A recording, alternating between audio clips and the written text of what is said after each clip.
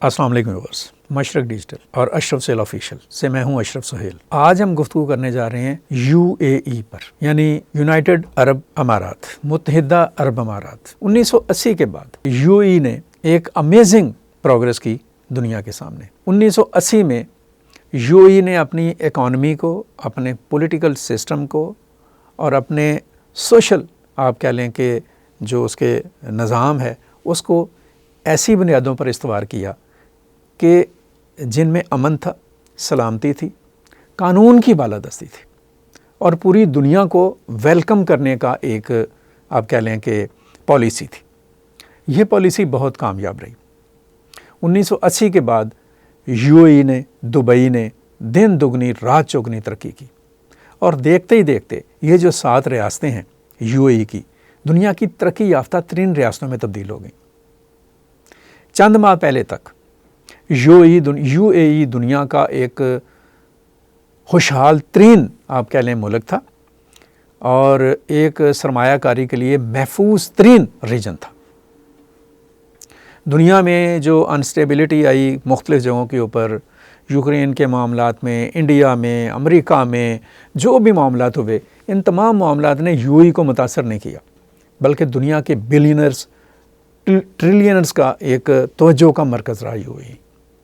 دنیا کے بہترین ہوٹلز، شاپنگ مالز اور آپ کہہ لیں کہ پراپرٹی اور IT اور دیگر قسم کے جتنے بھی آپ کہہ لیں کہ شعبے ہیں اکانومی کے، ان میں ایک بوم تھا UAE کے اندر۔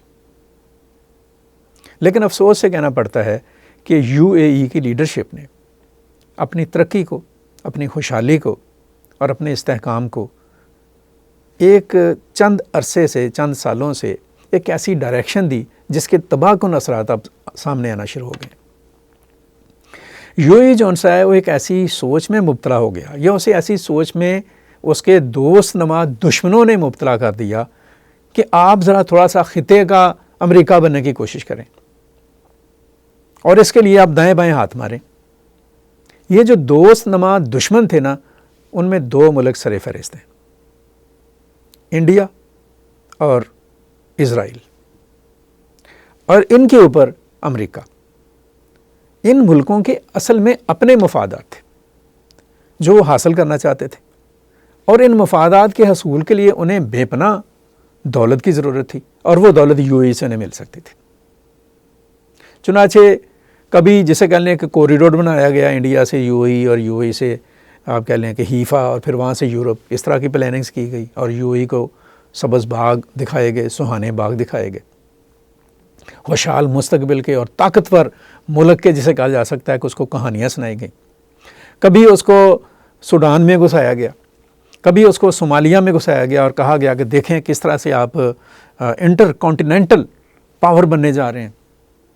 کبھی اس کو اس کے بہت ہی قریبی دوست سعودی عرب سے الجھانے کے لیے یمن میں داخل کیا گیا، اور یہاں تک کہ پاکستان جس نے ہمیشہ UAE کو ہر سطح پہ سپورٹ کیا اور اپنا بھائی اور دوست مانا، پاکستان کے داخلی معاملات میں دہشت گردی جیسا جو ناسور تھا اس کو افغانستان کے ذریعے سے آپ کہہ لیں کہ تقویت دینے کی کوشش کی گئی UAE کے ذریعے سے۔ انڈیا نے وہاں پر اپنا کام کیا۔ کراچی جیسے بین الاقوامی شہر کو، اس کی ساکھ کو، اس کی شہرت کو، اس کے امن کو دھچکا پہنچانے کے لیے UAE کو استعمال کیا گیا۔ گوادر کو ناکام بنانے کے لیے UAE کو استعمال کیا گیا۔ لیکن اس طرح سے جب ہم وہ کہتے ہیں نا جنہیں کھادیاں گاجراں ٹیڈوں نہ دے پیڑ، یہ جو اتنی گاجریں کھاتا جا رہا تھا نا UAE، اور وہ سمجھتا تھا کہ اس کے پیٹ میں درد نہیں ہوگا، یہ اس کی خام خیالی تھی۔ اس طرح کے جب ہم کام کرتے ہیں اور اس طرح کی جب ہم پالیسیز اختیار کرتے ہیں جن میں انتہا پسندی ہوتی ہے، جن میں جارحیت ہوتی ہے، جن میں ایک شدت ہوتی ہے، اور جن میں دوسرے ملکوں کا اور خاص طور پر دوست ملکوں کا احترام شامل نہیں ہوتا، ان میں ان کے خلاف ایک ڈرٹی انٹریگ ہوتی ہے اور اس پر عمل کیا جا رہا ہوتا ہے، تو پھر اس کے لامحالہ اثرات آتے ہیں۔ اور اس حوالے سے جو تابوت میں آخری کین ٹھونکا وہ UAE نے یہ کام کیا کہ ایران کے خلاف ہونے والی جو بھی منصوبہ بندی تھی اس کا مرکز بنا، جس کا ابھی ایران کے وزیر خارجہ عباس عراقچی نے انڈیا میں اظہار کیا کہ UAE کے لیڈرز نے، حکمرانوں نے اسرائیل کو سپورٹ کیا، امریکہ کو سپورٹ کیا، ان کو اپنے گھر میں جگہ دی کہ آپ آئیں اور حملہ ور ہو جائے ایران کے اوپر۔ آپ آ جائیں، ہم آپ کو ایک آپ کہہ لیں کہ اسٹیج فراہم کرتے ہیں کہ جہاں سے آپ اٹیک کریں گے. لیکن وہ ساری پلاننگ اور جو پچھلے سارے کام تھے وہ بدقسمتی ہی کہا جا سکتا ہے یو اے کی، اور وہ ایسی بدقسمتی ہے جو اس نے خود انٹینشنل خریدی ہے، اس کے گلے میں پڑ گئی. ایران نے اس جنگ میں جو ایران پر مسلط کی گئی، جب اسے پورا علم ہوا اور علم تھا بھی کہ اس کا جو اصل کھلاڑی ہے اور یا تیسرا فریق جون سا ہے اسرائیل اور امریکہ کے علاوہ یو اے ای ہے، تو پھر اس نے یو اے ای کو آڑے ہاتھوں لیا. ابھی آج بھی اس کا جو ایٹمک پلانٹ ہے اس میں آتش زدگی ہوئی ہے، ڈرون گرا اس کے اوپر. اور پچھلے آپ کہہ لیں کہ 2 مہینوں میں ایران کے حملوں نے یو اے ای کا وہ حشر کر دیا ہے کہ مجھے دکھ سے کہنا پڑتا ہے کہ لمبے عرصے تک یہ جو ملک ہے اپنے پاؤں پر کھڑا ہونے کے قابل نہیں رہے گا. اور اگر اس قسم کی ہاکس اپروچ اس نے نہ چھوڑی تو پھر یہ ماضی میں واپس بھی جا سکتا ہے، اسی صحرائی زندگی میں، اسی آپ کہہ لیں کہ پسماندگی میں، اور اسی جسے کہہ لیں کہ ایک بے سروسمانی کے عالم میں. انڈیا اور اسرائیل کو جس طرح سے یو اے ای کے حکمرانوں نے اپنا مائی باپ بنایا ہوا ہے، ابھی انڈیا کے وزیر اعظم نے دورہ بھی کیا ہے، لمبے لمبے معاہدے کیے ہیں، پیسہ کھینچا جا رہا ہے یو اے ای سے، اسرائیل وہاں پر انٹروین کر رہا ہے اور وہاں پہ انویسٹمنٹس ہو رہی ہیں، یو اے ای کی زمینیں خریدی جا رہی ہیں. یہ ایک پلان ہے، یہ ایک آپ کہہ لیں کہ راہداری بنائی جا رہی ہے یو اے ای کی. گریٹر اسرائیل کا ایک نیا اسٹیشن بنے گا، یہاں سے وہ انڈیا آئیں گے، انڈیا سے ادھر جائیں گے انڈیا والے، اور ان حکمرانوں کو جو یو اے ای کے حکمران ہیں انہیں غالباً اپنی آزادی، اپنی خود مختاری، اپنی سیلف رسپیکٹ کا احساس تک نہیں ہے.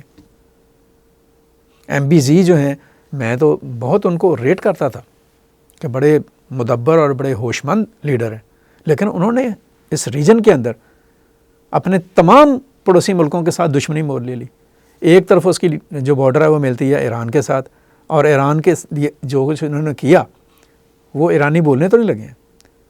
دوسری طرف ان کی بارڈر سعودی عرب کے ساتھ ہے، اور سعودی عرب کے ساتھ یمن کے ذریعے جو انہوں نے کرنے کی کوشش کی وہ سعودیز بھی نہیں بھولیں گے. مصر کے ساتھ آپ کا پنگا، قطر کو آپ نے تنگ کیا، پاکستان کو آپ نے پریشان کیا، اور دیگر جسے کہا جا سکتا ہے کہ جو آپ کے قریبی اور دوست ملک تھے ان سے آپ الوف ہو گئے ہیں. اور یہ جو آپ کا جو پلان ہے، اور پھر حساب یہ نکالتے ہیں کہ جی پاکستان میں جو آپ کے ملک میں پاکستانی ہیں ان کو نکال دیں گے، تو نکال دیں گے تو کیا ہوگا بھائی؟ یہ آپ کے اندر کا جو کرود ہے اور نفرت ہے وہی دکھائی دے رہی ہے نا، اس کے علاوہ تو کچھ بھی نہیں ہے. ہم نے تو آپ کا کوئی چیز خراب نقصان نہیں کیا، پاکستان نے تو کبھی یو اے ای کا نقصان نہیں کیا. آپ کی تعمیر، آپ کی ترقی، آپ کے استحکام، آپ کی سلامتی کے لیے پاکستان نے ہمیشہ کوشش کی ہے. وہ امارات ایئر لائن ہو یا کوئی بھی دیگر چیزیں ہوں، آپ کی کنسٹرکشن ہو، پاکستان کا بہت بڑا رول ہے اس سارے معاملے میں. لیکن آپ کو ظاہر ہے کہ انڈیا اچھا لگتا ہے، اچھا لگے بڑی اچھی بات ہے، لیکن انڈیا اگر آپ کو کہتا ہے کہ پاکستان کے خلاف ہم سازش میں آپ کا ہمارا حصہ بنو، تو آپ کو اس کے اوپر سوچنا چاہیے. آپ کو اسرائیل اچھا لگتا ہے، 100 بسم اللہ، لیکن اسرائیل اگر یہ کہتا ہے کہ آپ گریٹر اسرائیل کا حصہ بن جائیں تو آپ کو سوچنا ہوگا. نہیں سوچیں گے تو سمپل سی بات ہے کہ تمہاری داستان تک بھی نہ ہوگی داستانوں میں. یو اے ای ایک نئے زوال کا شکار ہے، ایک نئے مسئلے کا شکار ہے، ایک نئی آپ کہہ لیں کہ ایک ایسے آپ کہہ لیں کہ دائرے میں اور ایک ایسے گلچ میں پھنستا چلا جا رہا ہے جس سے نکلنا اس کے لیے مشکل ہو جائے گا. اس دلدل سے نکلنے کا ایک ہی راستہ ہے کہ یو اے ای دوستوں اور دشمنوں میں پہچان کرنا سیکھے. یو اے ای اپنی معیشت پر توجہ کرے، خواہ مخواہ کا جنگی جنون کا بادشاہ بننے کی کوشش نہ کرے. یو اے ای کے حکمران جو ان سے ہیں وہ اپنے خطے میں جو موجود ملک ہیں ان کا اعتماد حاصل کریں، ایران سے لے کر سعودی عرب تک کا. حیرت ہے کہ ایران اور سعودی عرب جو ایک دوسرے کے سخت مخالف تھے وہ ایک پلیٹ فارم پر کھڑے ہو گئے ہیں، اور آپ جو ہیں وہ خواہ مخواہ جسے کہا جا سکتا ہے کہ آپ نے پنگا لے لیا. اس طرح کے اڑتے تیر پکڑنے کی کوشش نہ کریں، یہ آپ کو چھل نہیں کر دیں گے اور کر رہے ہیں. بڑے افسوس سے کہنا پڑتا ہے، بڑے دکھ کی بات ہے کہ جس قسم کی آپ نے پالیسیز اور ترجیحات اختیار کی ہیں، یہ پالیسیز اور ترجیحات آپ کی ترقی، آپ کی خوشحالی، آپ کے محفوظ مستقبل کی دشمن ہیں. ان کا انڈیا کو تو فائدہ ہو سکتا ہے، اسرائیل کو فائدہ ہو سکتا ہے، امریکہ اس سے فائدہ اٹھا سکتا ہے لیکن آپ کو ٹکے کا فائدہ نہیں ہوگا۔ جب آپ کے اوپر مشکل آئے گی تو یہ سارے ملک آپ کے ساتھ نہیں کھڑے ہوں گے، بلکہ اس مشکل میں بھی آپ کو شکار کریں گے۔ آج کی یہ بات آپ نوٹ کر کے رکھ لیے گا۔ ان نیئر فیوچر یہ ساری چیزیں بالکل جسے کہا جا سکتا ہے کہ انفولڈ ہوں گی۔ تو بہتر ہوگا کہ آپ جو ترقی معکوس کا اور تنزلی کا اور ذلت کا جو آپ نے سفر اختیار کیا اور اس طرح کے فیصلے کیے ہیں، ان سے جتنی جلدی ہو سکے نکل جائیں، ورنہ بہت مشکل ہے۔ آج کی یہ گفتگو یہاں تک، مزید گفتگو ہم جاری رکھیں گے۔ اپنا بہت سارا خیال رکھیے گا، مجھے اجازت دیجیے گا، اللہ حافظ۔